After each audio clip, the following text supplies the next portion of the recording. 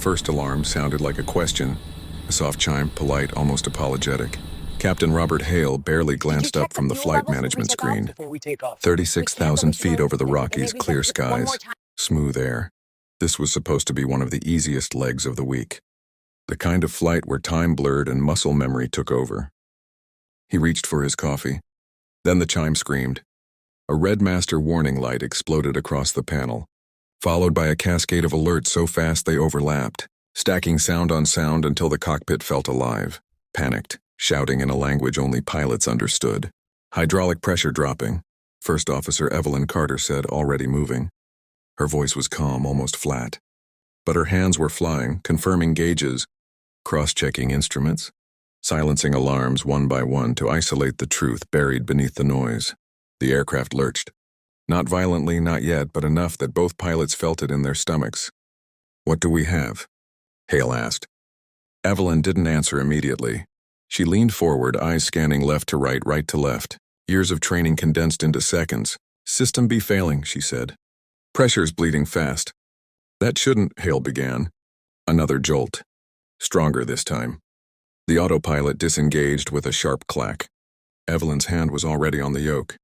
Outside the cockpit, 147 passengers felt the change before they understood it. A dip, a weightless moment. Drinks rattled. A baby cried. Someone laughed nervously, then stopped. Inside the cockpit, the plane was no longer obedient. Hydraulic System B controlled critical flight surfaces, spoilers, rudder, portions of the ailerons. Losing it didn't mean instant death. It meant something worse. Uncertainty. "Checklist," Hale said, but his voice had lost its edge. Evelyn pulled the laminated card from its slot, but she didn't read it yet. She was flying first. Feel first. The aircraft resisted her inputs, sluggish on the roll, delayed on the yaw. "Rudder's heavy," she said. Response lagging. As if to confirm it, the nose drifted left. Slow and deliberate, like the plane had made a decision of its own. Hale keyed the radio. "Denver Center, this is Flight 728 declaring an emergency. We're experiencing hydraulic failure." The controller responded instantly, professional, steady. But Evelyn barely heard it. Her world had narrowed to instruments, pressure, resistance. She adjusted trim, compensating, working around the damage rather than fighting it. Another warning lit up. "Flight EQ2I low." Then another. "OID press low." "Captain," she said quietly, "we're not stabilizing." Hale looked at her then. Really looked. The set of her jaw. The way she wasn't overcorrecting, wasn't rushing. He'd flown with dozens of first officers, most of them men, some good, some reckless. Evelyn Carter had a reputation. Solid, methodical, almost invisible. Invisible pilots didn't make headlines. The plane dropped 100 feet. Passengers screamed. "Your aircraft," Hale said suddenly. It wasn't dramatic. It wasn't ceremonial. It was instinct. The kind that surfaced when something inside. You knew the hierarchy had shifted. Evelyn didn't hesitate. "My aircraft." She took full control, adjusting pitch to arrest the descent, trading altitude for stability. Her breathing slowed deliberately. In through the nose, out through the mouth. The same rhythm she'd learned years earlier. Alone in a trainer aircraft with an instructor who'd told her, "If you panic, you die. So don't." "What's our nearest runway?" she asked.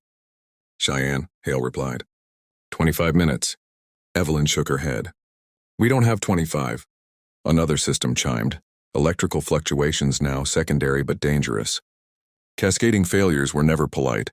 They arrived like dominoes. She pictured the aircraft not as a machine but as a body. One system failing meant others compensating.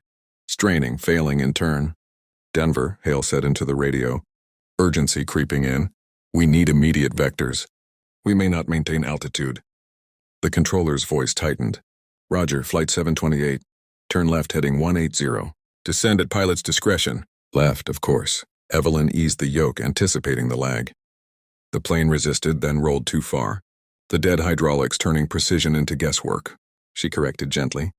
Too much force would tear the illusion of control apart. Her mind flickered not to fear but to memory. A flight school hangar in Kansas. The instructor who assumed she was someone's girlfriend. The first airline interview where a panelist asked if she planned to start a family. Soon. The years of being competent and quiet, good enough to fly but never quite trusted with command. This was why she had trained. Harder. Longer.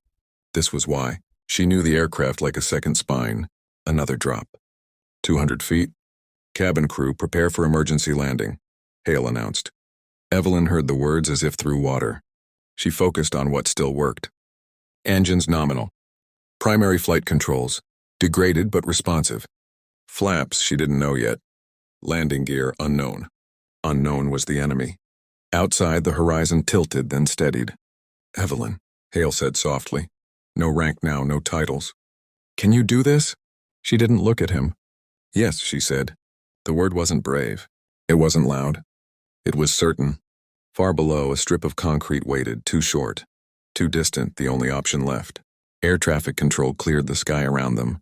But silence filled the cockpit anyway, thick and heavy. The plane shuddered again, a warning shot. Evelyn adjusted, coaxing the wounded aircraft forward. Buying seconds with skill no one would ever fully see. This was not the moment history remembered. This was the moment before, and if she failed, no one would ever know her name at all. Evelyn Carter had learned long ago that the sky did not care who you were. It did not care that she was 5'4", or that every flight school brochure she had ever seen showed men with mirrored sunglasses and easy smiles.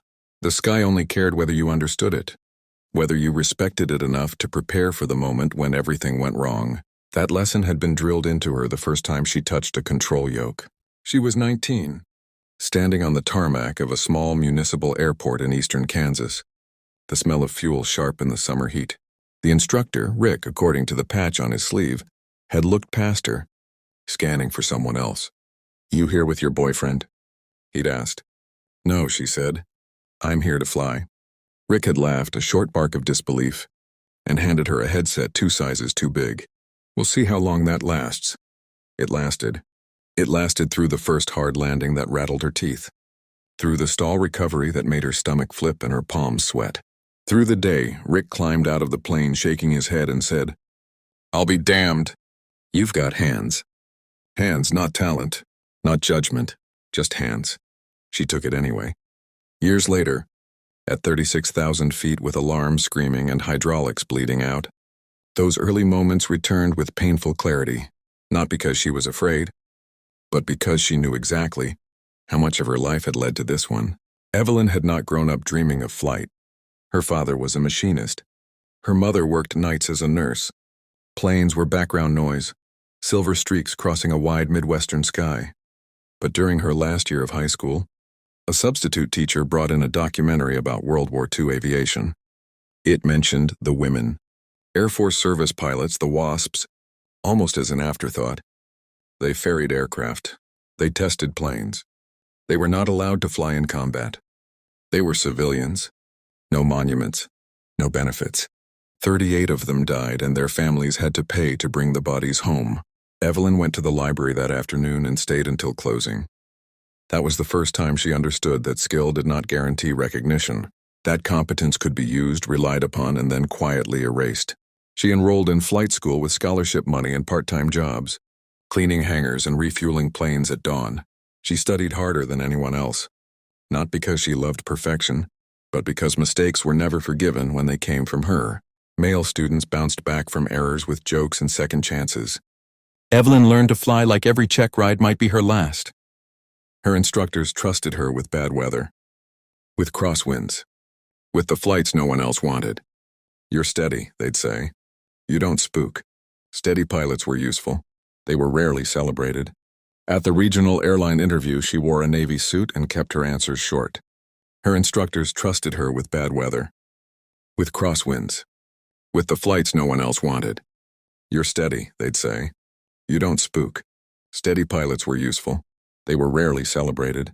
At the regional airline interview, she wore a Navy suit and kept her answers short.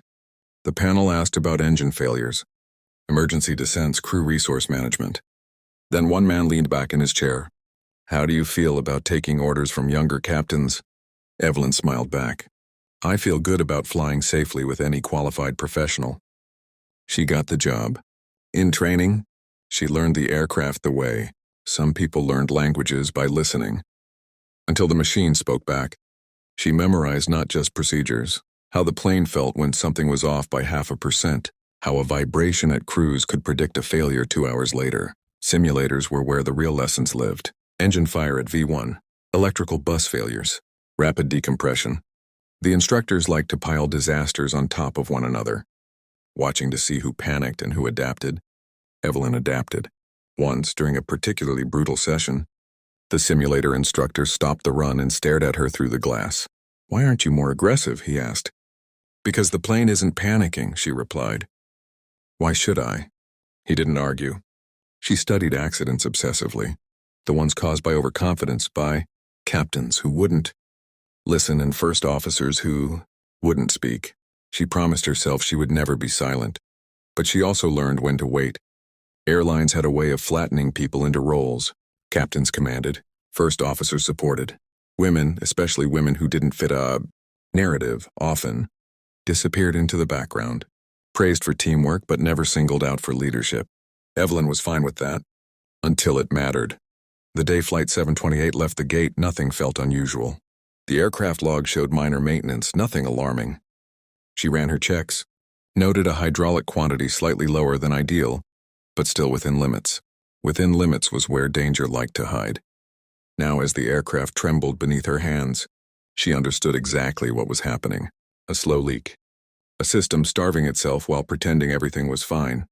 The kind of failure that rewarded patience and punished bravado. Hale trusted her because she had earned it, not in speeches, not in stories. That was the irony. When disasters struck, people imagined heroes arriving fully formed, decisive and bold. They did not imagine the years of invisibility, the constant proving, the unrecorded competence. They did not imagine women like Evelyn Carter, trained not to be seen but to be ready. The plane dipped again and she corrected without thought, her body moving ahead of fear. Every lesson, every slight, every long night in a simulator. This was what they were for. And if she succeeded, the passengers would remember the landing, not the woman who made it possible. The runway appeared as a thin gray line against the brown earth, too narrow, too distant, and far too honest. Evelyn Carter did not allow herself to think about any of that. Altitude bleeding. Airspeed unstable. Hydraulics nearly gone. She had expected the silence to be louder. The cockpit alarms had quieted, either from being silenced or from systems that had simply given up. But the absence of sound pressed in on her ears. Only the low, constant roar of the engines remained. Faithful, mechanical, unaware of how close the aircraft was to becoming a story told in past tense. 10 miles, Captain Hale said, his voice carefully neutral. Evelyn nodded, though he could see it without looking. Her eyes were locked forward, her hands resting lightly on the yoke, fingers relaxed. White knuckles wasted energy. "Flaps test," she said. Hale reached for the lever. Flaps 1. Nothing happened. "Confirm," Evelyn said. Confirmed. No movement. That settled it. A no-flap landing meant higher speed, longer runway, less margin. She recalculated without pausing, numbers rearranging themselves in her head like cards in a practiced shuffle. "What about the gear?" Hale asked. Evelyn hesitated. "We try once. If it doesn't come down, we don't chase it. Chasing failures killed people." Hale extended the landing gear handle. For a heartbeat, nothing. Then a dull, uneven thunk. One green light. Then another. The third stayed dark. "Nose gear unsafe," Hale said. Evelyn exhaled slowly. "Okay, manual extension?" "Hydraulics won't support it." She nodded again.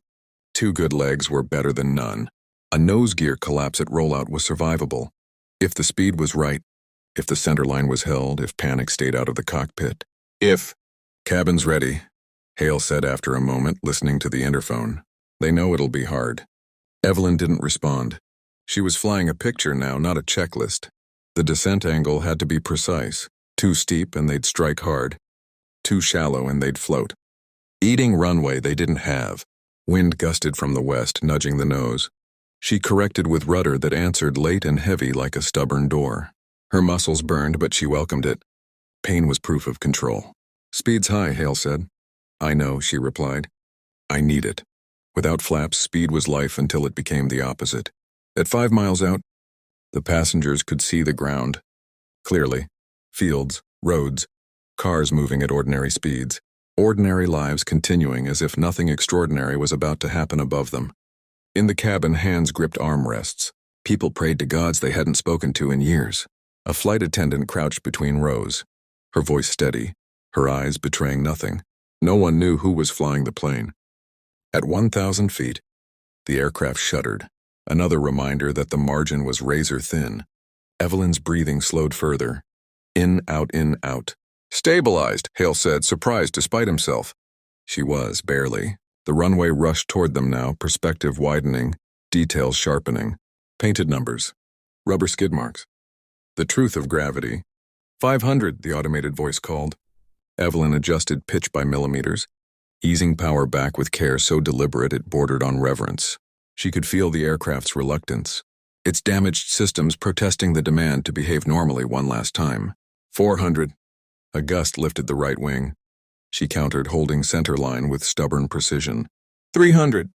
Hale's hands hovered uselessly above his controls, every instinct screaming to help, to do something. He did nothing. He trusted her. 200. The ground rose fast now, too fast. "Evelyn," Hale began. "I've got it," she said. She flared later than training manuals advised, holding speed until the final seconds, then easing the nose just enough.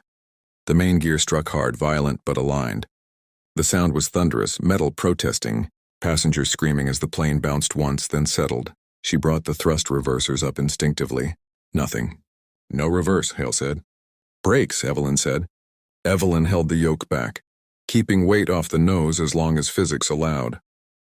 "Keep it straight," she said, voice strained now, finally human. They skidded, slowed, skidded again, and then stopped. Silence crashed into the cockpit, heavy and disorienting. For a moment, no one spoke. Smoke curled past the windshield, thin and gray. The engines wound down, obedient at last. "Evacuation?" Hale asked. Evelyn scanned the instruments, the outside, the runway ahead. Fire trucks already racing toward them. "No fire," she said. "Hold." Her hands trembled now that it was over. In the cabin, applause erupted, ragged, emotional, mixed with sobs. People hugged strangers. Someone shouted, "We're alive!" The cockpit door rattled as a flight attendant knocked, her face pale and shining with tears. "Passengers want to thank the captain," she said. Hale looked at Evelyn. She shook her head once. Later, emergency crews surrounded the aircraft. Cameras flashed from behind fences. Radios crackled with excited voices already shaping the narrative. A damaged plane. A dramatic landing. A captain's calm leadership. Evelyn unstrapped slowly, her legs unsteady. She had landed the impossible, and she already knew how the story would be told. The official report was efficient, thorough, and bloodless. It listed times, altitudes, system failures, corrective actions. It praised crew coordination and decisive command.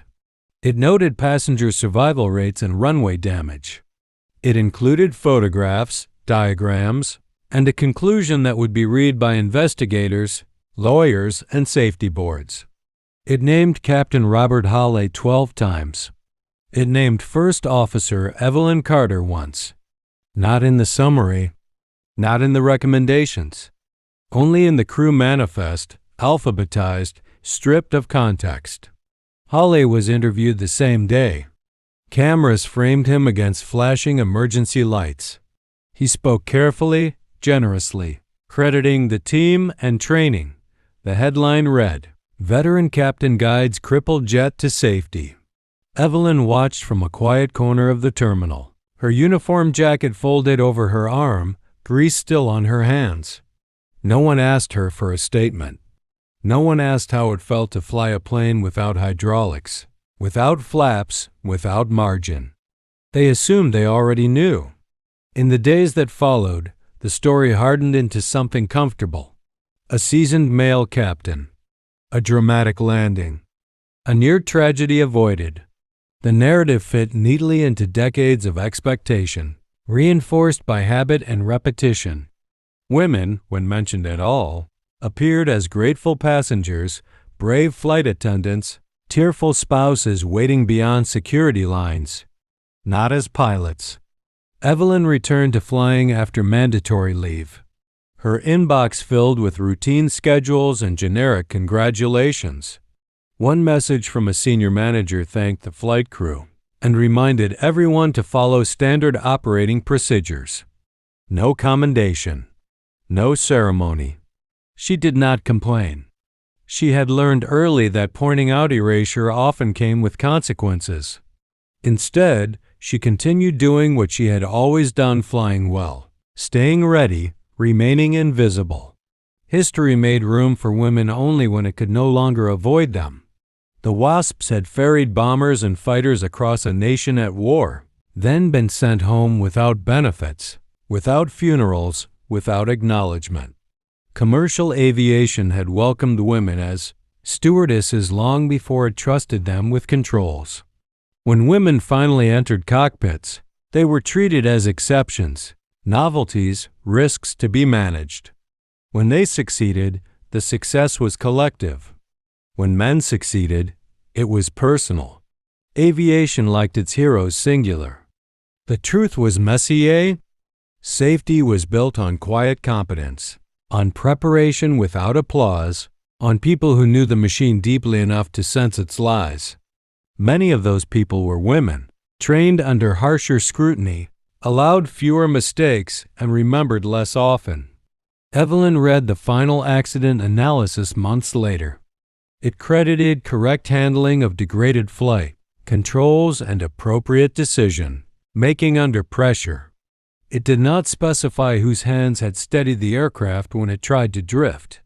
It did not record whose judgment had chosen the runway, the speed, the moment to flare. Those details lived only in memory. Passengers wrote letters. Most addressed them to Captain Hawley. A few mentioned the pilots. One elderly woman sent a card thanking the young lady on the flight deck, whose voice she had heard briefly over the intercom after landing. Evelyn kept that card in a drawer. Years later, a new first officer asked her during a layover, "Is it true you were on that hydraulic failure flight?" Evelyn smiled faintly. "I was. What was it like?" The woman asked, eyes bright with fear and admiration. Evelyn considered the question. The terror. The focus. The certainty that preparation mattered more than recognition. "It was just flying," she said. "On a hard day." The young officer nodded, absorbing the lesson beneath the words. Stories shape who we allow ourselves to become. When women are missing from them, absence teaches as much as presence. It teaches silence. It teaches doubt. It teaches that survival is not the same as significance. But the sky does not remember headlines. It remembers skill. Somewhere, another woman sits in a cockpit, unnoticed, uncelebrated, running her checks with care. She has trained for emergencies no one expects her to handle. She has learned to be calm because calm was demanded of her long before. Trust was offered. One day alarms will sound, and she will be ready. Whether or not the world learns her name,